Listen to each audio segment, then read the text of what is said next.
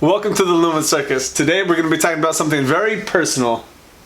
Yes, we are a family of 5 and we like to talk about faith, family, marriage, parenting, and how all of those intersect. And today we wanted to share with you about the time that we separated. Dun, dun, dun.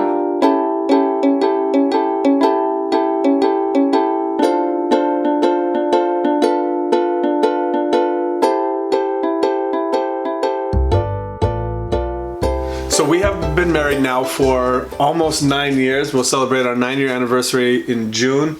And it's been fantastic, but there's been a ton of growing and a ton of learning about one another, especially with such a short courting period. She grew up in Bogota, Colombia. I grew up in Blaine, Washington.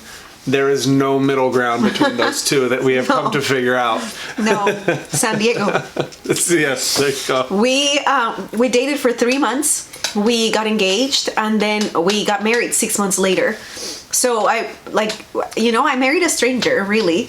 And not only a stranger, I married an American stranger, and then that makes things more complicated. But whatever, the things we have built up in our heads about Colombians is way worse than what you had built up in your head about us. Okay. I don't want to talk about that.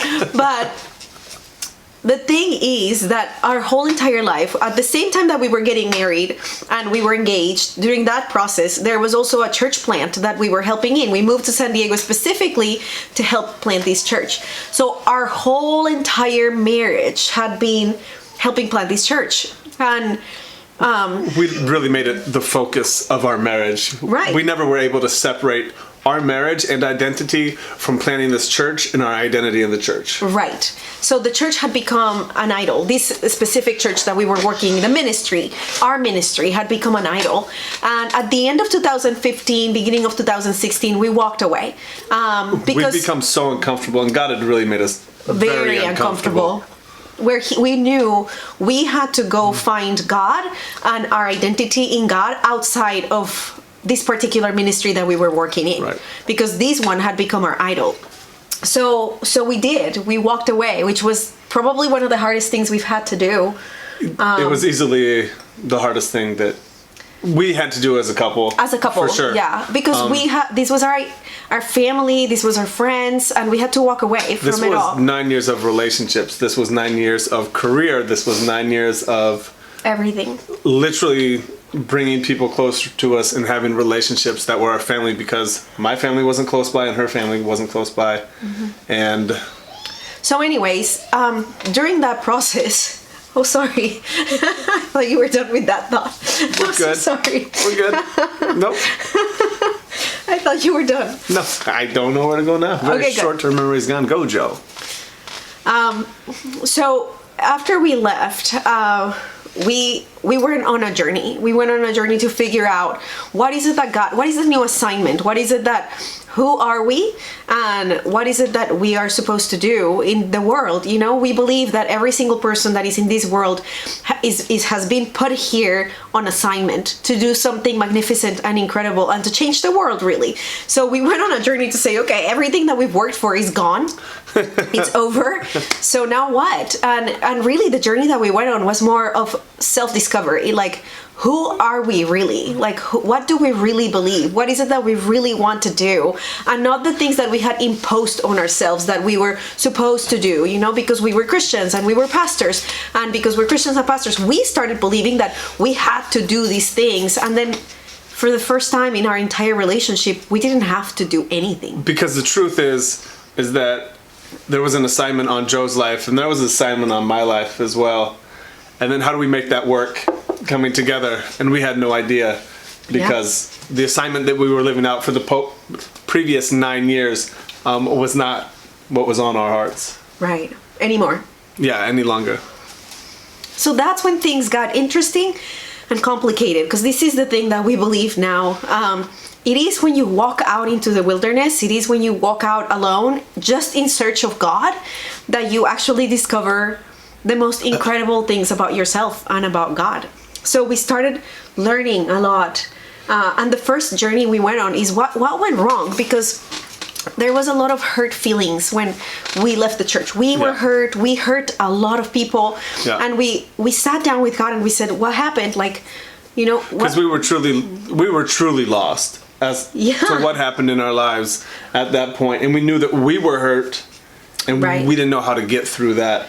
So we started asking God, what happened? Like, what really happened? Because, you know, we ask that when we are in pain, like, oh, what happened? Like, what was I thinking? What happened? But we never actually answered. So we sat down and we said, no, we're going to answer these. And God started showing us insecurities, and he started showing us things in our lives that were difficult and painful and just hard to swallow. So individual things about each other that we'd never really taken head on before. Right. That we'd always been so good at covering up and making look like a strength instead of a huge insecurity. Yeah. So yeah, we got great at that. Yeah. So it all started because I discovered through conversations and through, like, you know, working with people and doing things with other people, I discovered that I was easily intimidated, that especially authority figures would intimidate me a lot. So if they told me that I was wrong, I would really quickly just say, oh, okay, I'm sorry. Or if they would tell me, you have to do this and this is what you have to do, even if I didn't want to really do it, I would, because authority figures intimidated me. And that came obviously from my upbringing, and you know, I'm Colombian, and I don't know if all of you are aware of how especially like Hispanic moms are strong moms, and they are very strict. And my mom raised me, I love my mom, we have a wonderful relationship, and we've had conversations about this, but she was very strict, and there was not a lot of wiggle room for mistakes, and I was a straight A student, and that's what was expected of me, and so that's what I did. Well, and so if she ever saw that there was some work that she did that somebody could be possibly disapproving of, or if there was a project that nobody had done that needed to be done, she was the first one to get there and do it, and to do it at like the greatest level. Which is a good thing. Which is a great thing. But the bad part is the motivation behind it. The motivation behind it was to make somebody else almost proud approve of you. of me. Yes. Exactly. Like, I didn't approve of myself just in who I am, so I needed to work hard to get approval. So I was discovering all of these things about me and owning all of these things about me and talking to God about these things, and then my husband was dealing with some stuff himself. I was dealing with anger at the time, which is something actually throughout our marriage that I've dealt with, not just our marriage, throughout life, is I've never handled my anger very well. I don't hit people. I don't scream. Flip tables. Yes, I don't flip tables.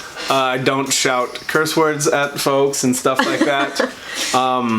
But I didn't know how to temper my frustration. I did not know how to deal with it. And it would affect the entire atmosphere of the house. Like, if he was angry, he would walk in and he wouldn't have to really say much, but we could all feel it. Like, it was like there was this, like that dirty, damper, ugly rain cloud that went into the place that was like nice and sunny and everything. Yeah. And then like the rain cloud came in, and everybody was like, oh, this sucks. And then it's rainy on them and dreary. And so I would walk into my house with my wife and 3 kids and yell. But he had been working for our entire marriage. He had been working on managing this anger. So he had gone to counseling. We had really good conversations. He had talked to his parents. Like, you know, he had talked to pastors, and he had learned to manage the anger. And he was getting good at managing it, but it was not conquered yet. And I was learning to manage my intimidation, but it was not conquered yet. So the moment that really started everything on this journey was I came downstairs one day because I love to make breakfast for my family in the morning, and my kids were downstairs already. I was in the kitchen probably making pancakes, and my oldest daughter, Antonella, she did something that really frustrated me, and it was to the point where you could sense that I was frustrated, and it was something that was dumb and I should have been able to let go of, but obviously it was stewing inside of me. And then my wife comes downstairs. Yeah, so I came downstairs, and you could feel it. You know, you could feel his anger. So I could feel that he was angry. This is like, I'm talking 6 a.m. So I could feel that he's angry. I look at my kids, And I can see in Antonella, our oldest daughter, I can see intimidation in her face. And I can now recognize it because I've been working with it and against it and for it for the last, whatever year. And I see her and she's intimidated. And then I realize I am too. Yeah. Like I just kind of cowered as soon as I walked into the kitchen. And I sat there and I thought, oh my gosh, my husband intimidates me. And not only that, my husband intimidates my daughter. So now all these issues that I've had with intimidation, we're just transferring them all to our daughter. And we have 2 kids after that, so yeah, it only get to them as well. Yeah, but there is something about the firstborn, and we have that tendency to be more perfectionist and to want to please our parents, and I could see it in her. Like our middle one doesn't care about much anything, honestly. And our son is very young, but so I recognize that, and my heart broke. Like it just broke because I could tell we were messing something up here. Like we were managing the anger and the intimidation, but clearly it was being passed down. So we hadn't conquered it. We never got to the root of it.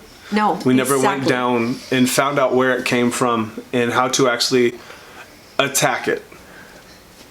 Obviously, at this point, I had not known yet because Joe was realizing it. Yeah, I was just standing there watching this scene, and like my heart was breaking, and I was just watching. And so my husband, we got ready for the morning. We got the kids ready, and Caleb, I had to step out and take the girls to school. Yeah, so Caleb left to take the girls, and as he was gone, I just sat there and I started crying, and I said, "God, is this something that I just can't?"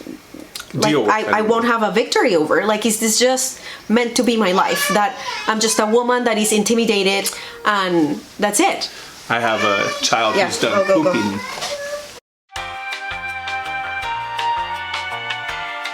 And I just thought, I don't know. I don't know if this is something that I'm just going to have to live with forever, And for those of you who are not Christians, this sounds weird, but I heard God. And when I say I heard God, I mean like, it's like something deep inside of you, like call it conscience, call it whatever. It's God. I hear God when I hear something in my head that I know it's not something that came from me. And I hear, you don't get to complain about what you allow. You don't get to complain about what you allow. And I think, well, okay, but I'm married to him. Like, what am I, like, I can do that with a job. I can just walk out and say, you know what, I'm sorry, this is my boundary, walking out. And we're learning, like, we've been learning about boundaries and doing that. Like, no, this is my boundary, you don't cross it. But this is my husband. Like, how do I set the boundary? How do I set the boundary? I don't know. Well, and the thing about it is our marriage wasn't garbage. No, it was really good. He made breakfast every morning. We had really good conversations, really deep conversations. We've been doing a really interesting journey for the last year and something months of just really digging deep. It was a good marriage. We'd seen great growth in the last 2 years. Like in the hardest part of our lives, we'd seen the best growth personally in ourselves. But there were just these things that had been lying underneath that we never dealt with. And this is the way we weren't going to be allowed to move on until we actually dealt with them. Yes, because this is the way we saw these. There was this fruit, like coming down from a tree. From my insecurity with intimidation and from his anger, and we kept taking down the fruit and it looked fine, but the root was still there, so the fruit kept coming and kept coming and kept coming. And so it was like God was pushing us to a place where we had to deal with the root. So I thought, as I'm sitting there bawling, I thought, okay, what does it look like to not allow things anymore? I'll tell you what it looks like when you're a husband and you come home through your front door at about 8:30 a.m. and you say, "Hey, wife, what are you doing?" She's on the computer in the kitchen and she looks at you and she says, "I can't do this anymore. I'm looking for a shelter for me and the kids." And literally, I was like, "Hey, wife, what are you doing on the computer?" "I'm looking for a shelter where I can take the 3 kids." Bless you. Twice. And it was like my heart leapt out of my chest. I was like, yes, because we've done this routine 5 million times and it never came to that before. Because he didn't have all that conversation. He didn't see what I saw at the kitchen. It was just a normal morning where he was upset and nothing happened. Like, he was just upset. He wasn't screaming at Antonella or anything like that. He was just angry, and I could see in Antonella's face intimidation, and I could feel it inside of me. So he gets home, and I just say, "Hey, I think that I need to move out. We need space. We need time to be able to get to the root of this. And he just looks at me like, no, absolutely not. And I was like, you don't understand. So I explained the whole thing, and I say, like, we need to get to the root. And I really honestly feel like we cannot get to the root together. Not under the same roof, not seeing each other every single day. We can't. I know, like, we can't. Especially with our personalities, this is not something we recommend for people to do. But for our personalities, the way I am, sensitive and emotional, and the way she is not necessarily that way. No, I'm very logical. She's very and I don't think I just jump in and hug. And the thing is, we would annoy each other. Yeah. And we would get under each other's nerves. And with 3 kids around, there's going to be moments that are just, there's tension. And so I explained the whole thing to him. He said, I need to take a walk. He left. So he came back after 15 minutes or so, and he said, okay, I'll move out. I'll go with my mom, and then you stay home with the kids. And how do we want to do this? What do you want it to look like? So we came up with a plan. Yeah. But on Wednesdays and Saturdays, when we saw each other, we would have really intentional conversations. And I was working with someone, like I had a person that I was talking to and processing this whole thing with, and a wonderful woman who has a lot of experience with marriage, and I was processing this with her, and Caleb was talking to a man that he respects and honors, and just a wonderful, wonderful man. I started meeting with a group of 6 different men who'd all had not the same exact issues in marriage, but the same type of marital struggle. We kind of lost sight of ourselves throughout this, so it was fantastic for me, and it brought a lot of other things to my conscience of what is going on in those moments with her, because the easiest thing to do when you're going to do work on yourself is to just fully focus on yourself and ignore some of the things that are happening around you that trigger those things. Does that make sense? Yeah. Because I'd hear these things and be like, oh, if my wife did that, that would bother me. Yeah. But so we started working, and the people that we were working with would intentionally ask really hard questions, and they made us read some books, and they made us do a lot of hard work, and most of the work that we were doing was owning us. Why do you think you're intimidated? Where is that coming from? All of these things. So we were reading all these books and getting to the real actual root of things, and we did. It took weeks. So we were separated for 6 weeks, getting together every Wednesday and every Saturday to have really hard conversations. The first few conversations were really awkward and uncomfortable, and they turned into fights, really. And so nothing got accomplished, and we stopped. She would just leave, and I would leave. Yeah. And it was like, wow, this sucks. Because now you're seeing it from a whole different point of view. You're seeing it from an area of not strength. Because we're still married, but we were struggling. And to have those moments. And the thing is, like he said, we had a good marriage, and we made a mess. It was fine. We could have ignored it. We could have just left it as it was. But we were not, a good marriage wasn't good enough. We wanted the great marriage that God had shown us, that we knew we were supposed to have. So we had a good marriage. Imagine that you have a clean house, and it looks clean. But it's just not clean enough. But you know that it's dirty underneath, and so you make a giant mess, take everything out to be able to really deep clean it. That's what we did. So those 6 weeks of separation were the mess, the house looking like an absolute mess, but for a purpose. And it was with intention, and we knew that it was going to be better on the other side. Right before we got separated, I talked to my oldest daughter, Antonella, one-on-one. I talked to my middle daughter, Emiliana, one-on-one, and then Joe talked to them both one-on-one as well. And then later on, together, we addressed them. And with all 3 of them, we sat down and talked. Max is 2. Max is a boy. He runs into stuff and doesn't care about other things. But we still sat down with all of them and talked to them and explained everything. We didn't edit what was happening. We just explained to them. We told them, Daddy and Mom have some roots in their lives and some things in their lives that keep hindering their ability to have the best relationship that God has for them. So we're going to spend some time apart to work individually on that and be able to come together stronger. And that's what we told them, and they understood. And Antonella asked a few questions. Well, Antonella even looked at me and was like, Daddy, is it because you get mad sometimes? And yeah, like, our kids are not dumb. No. Our kids are probably the best identifiers of the weaknesses in our lives. And if we actually sit down sometimes with them and have a conversation with them, they'll expose some of that to you. And that's things that we try to do often. Like, we ask him, like, how do you think mommy could do better? How do you think daddy could be better? What is your favorite thing about our family? What are things that you wish we could be doing more? So the conversation didn't come out of left field for them. Right. It was something that obviously they weren't ready for us to be a part, like me out of the house for 6 weeks.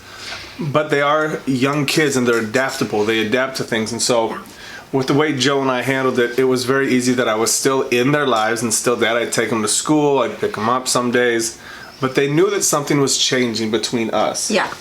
The plan was for it to be 4 weeks, but 4 weeks just wasn't enough. I hated that thought, by the way, because I am the one who's like so needy.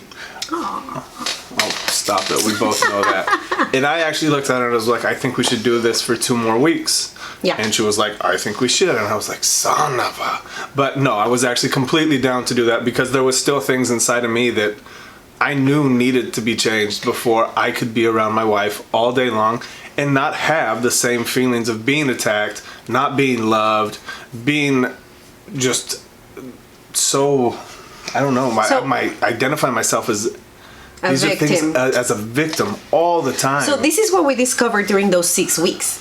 I dug a little deeper into my intimidation. I knew it came from way before me. Like, it wasn't even something that my mom, because she was so strict and, so like, no, this is what you do. It came before that because my mom had grown up. As we were having conversations with her and as I was working with this woman that I was working with that was so wonderful, it came about that my mom had grown up intimidated herself, and she was around like 40 towards like 50 when she broke that intimidation because my grandpa was a really strict man.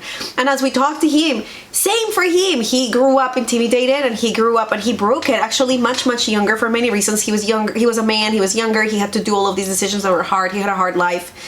But I realized, wow, this comes from it's a generational thing. And I realized that the underlying, because all of us have to get to the underlying lie that we have partnered with. And the underlying lie for me is that I wasn't worth it, that my worth was in my work. So if somebody of authority that could take my work away was not proud of me, then my worth was gone with that. Yeah. So I would work really hard. I would always do everything they asked me. I would go above and beyond. But the motivation behind that was a lack of understanding my identity, that I am worth it, that I am loved, that I am amazing, that I don't have to do things that I don't believe that I am called to do.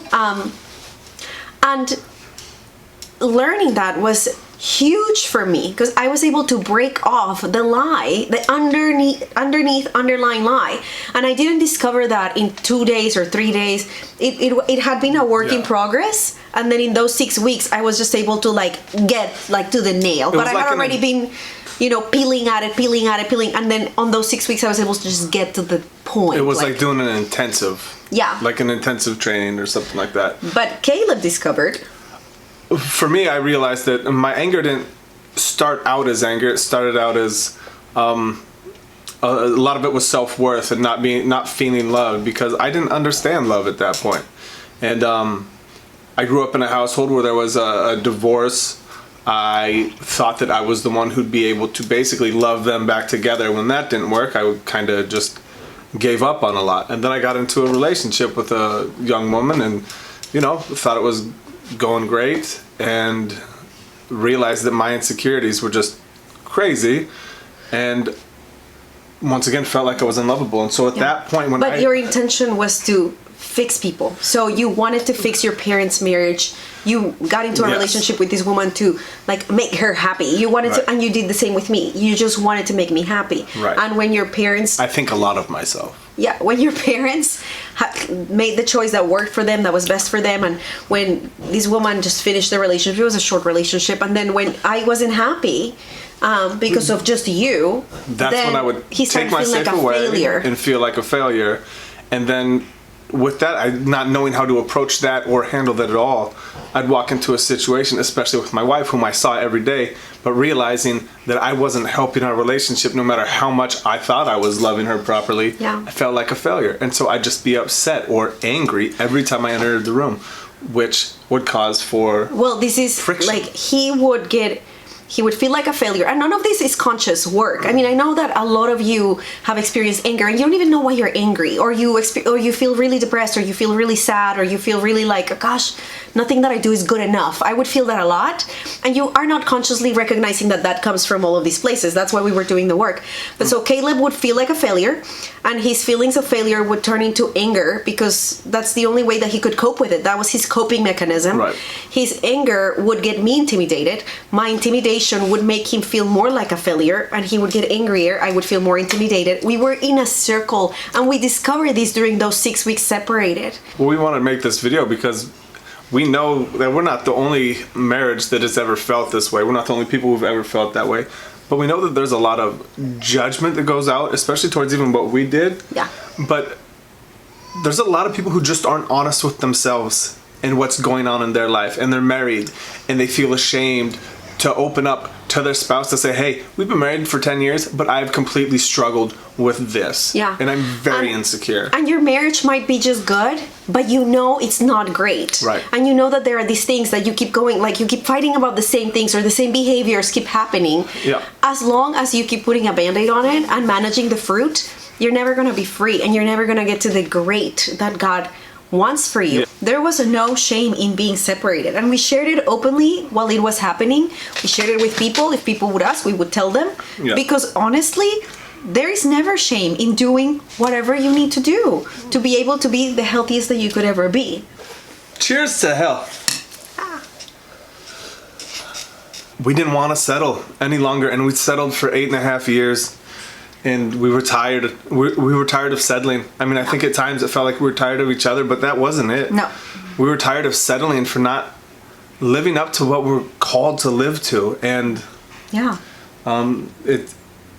right now, you guys, our marriage is not perfect, but our marriage is much stronger and much healthier. And we've decided to take leaps together. Doing this is a leap for us, honestly. Yeah. It's worth doing the hard work. It's worth it. It's worth, because see, our relationship with Antonella is different, and we have declared and decided that the last intimidated woman in my generation, in my line, in my lineage, it's me. Right. I'm the last one. Antonella will not have to deal with that growing up, neither will Emiliana, and that work is worth doing every day. Thank you so much for watching today. If you like what you saw today, please subscribe to our YouTube. You could follow us on Instagram, Facebook, or Twitter. We would love to hear your comments. Any comment that you have about this, we would love to hear that. And also, if you have any questions about our marriage and you want to see other things we went through, because trust me, this isn't all of it, ask us. We will get back to you. So you can DM us on any one of those other social network places, or I don't know what you can do on That's about it. FaceTube. Yeah, you can just DM us FaceTube. or send us a private message. FaceTube.